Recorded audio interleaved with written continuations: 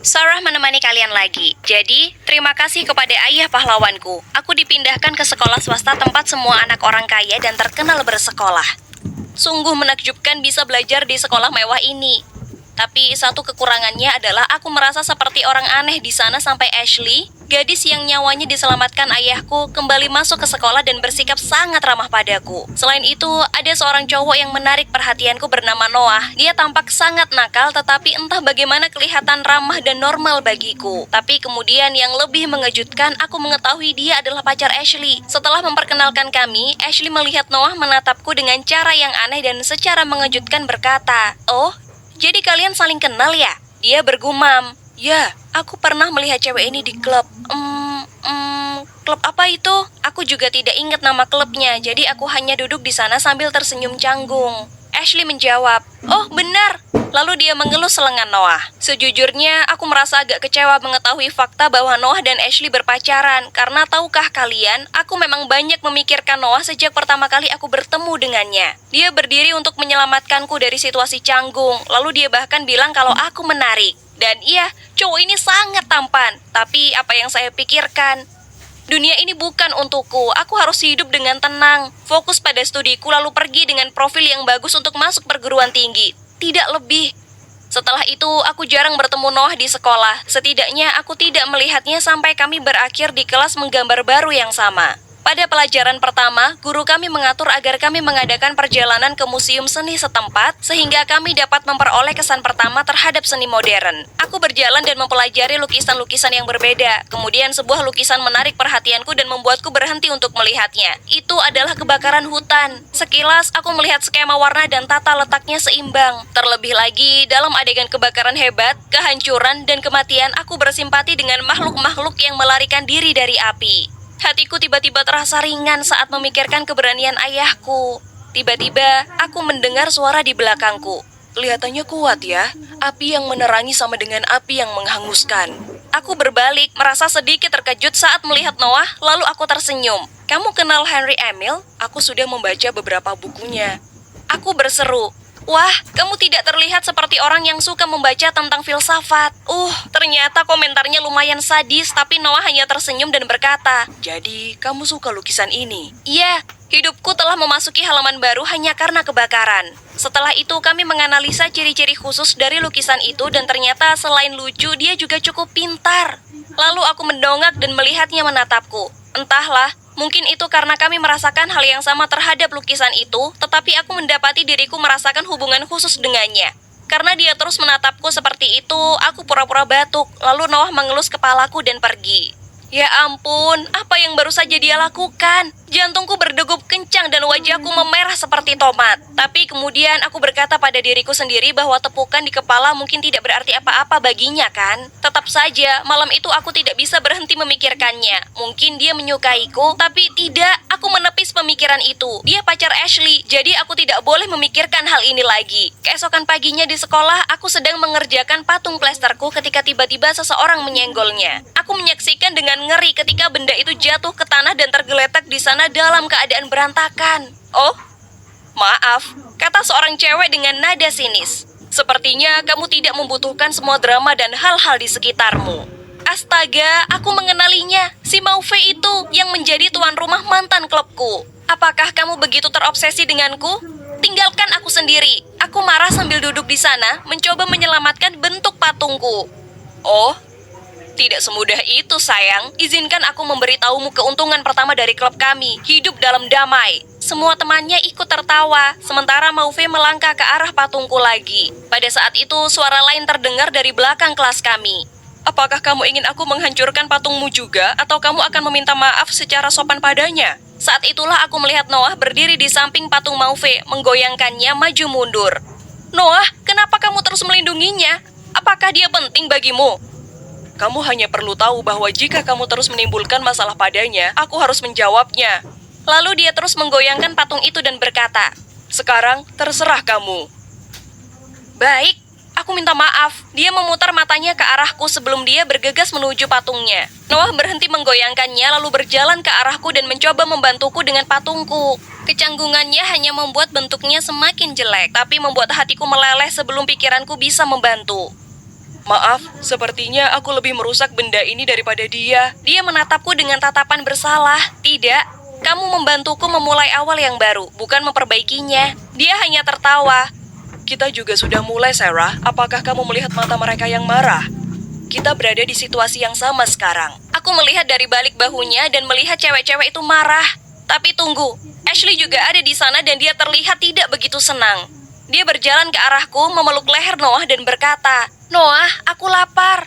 Bisakah kita pergi ke kantin?" Lalu dia berbalik dan menatapku dengan pandangan kotor sebelum mereka pergi. Tatapan itu adalah peringatannya untukku. Oke, mulai sekarang aku harus menjaga jarak dari Noah.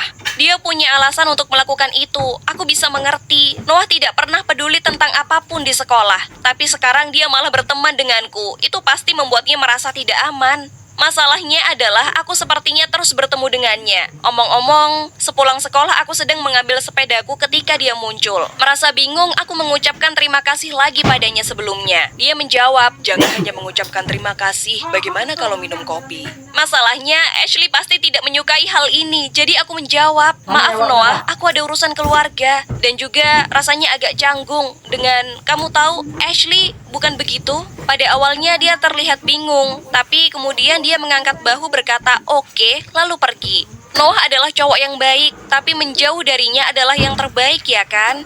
Selain itu, Claire memintaku pergi ke rumahnya untuk mencoba beberapa item baru yang baru saja dia desain. Kami makan pizza, menonton film bersama, dan melihat koleksi yang baru saja dia selesaikan. Dia memotretku dengan beberapa pakaian dan aku berpose seperti model profesional. Kami bersenang-senang, aku punya teman yang luar biasa dan itu sudah cukup untuk kehidupan SMA. Tidak ada lagi perasaan lain, tidak ada lagi drama. Namun suatu hari tak lama setelah itu, saat aku sedang berjalan melewati lorong sekolah, tiba-tiba ada yang menarik tanganku. Ternyata itu adalah Noah. Dia menarikku ke pintu darurat dan berkata, "Sarah, berhentilah berteman dengan Claire. Dia cuma pura-pura." Pada awalnya aku cukup terkejut, tapi kemudian aku berdeham. Kamu tidak boleh memberitahuku dengan siapa aku bisa berteman. Aku bukan anak kecil." Lalu dia mengeluarkan ponselnya dan menunjukkan fotoku yang memakai baju Claire. "Hah? Kenapa dia punya foto-foto ini?" Aku berkata, "Jadi kenapa memang? Dia mendapat izinku untuk mengambil foto-foto ini. Tapi bukan untuk mempostingnya di forum. Fotomu mencapai 1 juta like. Bagaimana jika kamu menjadi terkenal, mereka akan mengetahui bahwa kalau kamu cuma anak seorang..."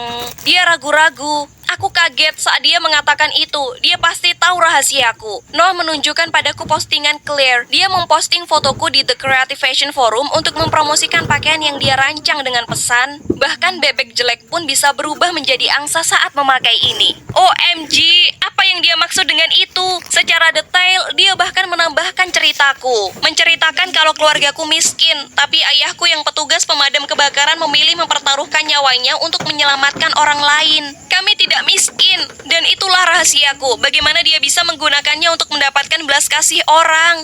Dia ternyata lebih buruk dari yang lain. Dia memanfaatkanku dan menertawakanku di belakangku. Melihat wajah khawatirku, Noah meyakinkanku bahwa perusahaan keluarganya telah menandatangani kontrak dengan Claire, sehingga foto-foto tersebut akan segera dihapus dari forum sesuai dengan peraturan perusahaan.